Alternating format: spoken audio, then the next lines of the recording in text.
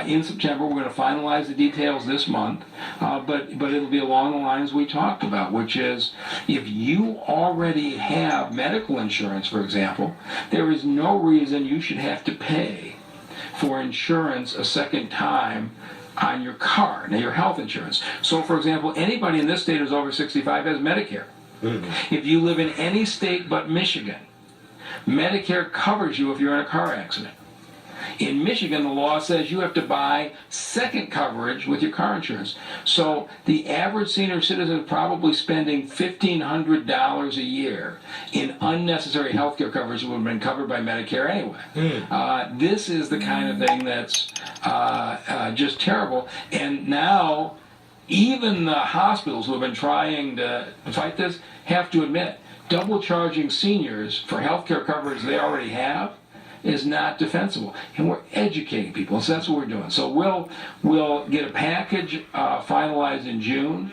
We'll put our coalition together in July. It'll apply statewide, and our goal is this September to have a bipartisan deal and finally do something in a big way. And I'm saying to the insurance companies, if it's not a 30 to 35% guaranteed cut, guaranteed in the legislation, we're not pushing it. And we're having serious conversations with the insurance companies about guaranteeing the rate rollbacks right in the bill. Because the last thing I need to do is announce something and then have the insurance companies that actually reduce the rates. And so those are the conversations we're having. And Speaker Leonard has said the same thing.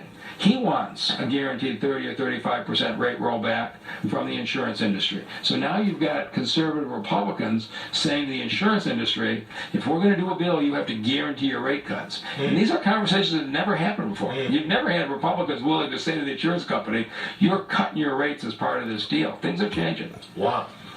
Are Democrats doing anything to try to help us to lower rates? It's a mixed bag. Some Democrats are. Sylvia Santana has been terrific. Burt Johnson has been terrific. Conyers is a leader on this issue. We have a number of others. But traditionally, the trial lawyers who are making money, because what's happening is when you get in an accident, the trial lawyer immediately sues the insurance company and takes a third of all your medical bills. So now it's in your interest, and people who have been in these accidents know that. You go to your lawyer, he'll send you to the doctor that they want. They'll run up. He sends you to his doctor. Exactly. Yeah. They're running up huge medical bills, and the lawyers are taking a third of those bills. That's why our car insurance rates are going up. And Detroiters have been going to these doctors. And if you look at where are the billboards, been in a car accident, call me. A whole lot more of them in Detroit than you see in the suburbs. But those trial lawyers have traditionally funded Democrats. And so this has been a hard process, but we'll get there. All right. Mr. Mayor, you gave a speech everybody's talking about in Mackinac. What was the name of that speech, and what was it about? Well, what I talked about, and the talking about the history is what got all the attention.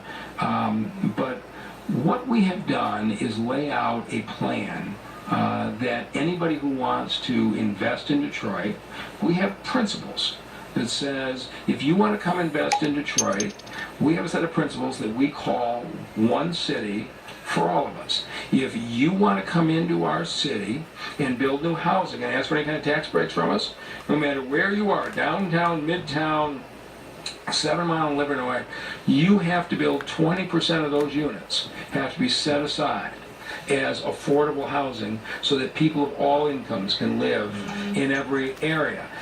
If you're implementing this? This is the city's policy, and city council has backed me up on this. So I basically laid out the rules for what you want to do. We had, and you remember the case on 1214 Griswold, where you had 127 low-income senior citizens thrown out of an apartment building under the last administration because the federal support had run out. We're now saying... Hold on 1 minute, callers.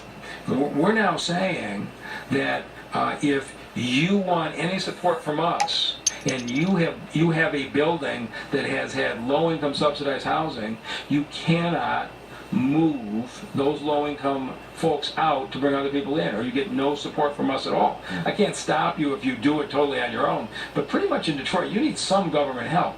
And so we've said, you're not moving Detroiters out to move new people in. That's one of the principles. So I laid out 8 principles for people who want to invest in Detroit, and that was the purpose of the speech.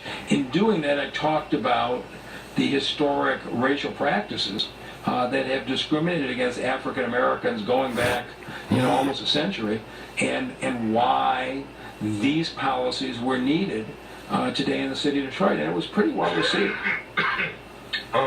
Official government policies discriminated and created the barriers and a lot of the poverty and problems that we're still going through today. And I'm not making excuses because I do believe in personal responsibility in spite of all odds. I believe in collective responsibility in spite of all odds. But it is a fact that our government on all levels in our nation has discriminated against black people off the rip. I think the thing that shocked people the most was I put up a map put out by the Federal Housing Administration, the FHA, under the Franklin Roosevelt administration, on guaranteeing mortgages, which basically was trying to build up home ownership coming out of depression. And the term redlining, people throw it around all the time. A lot of people didn't know where it came from.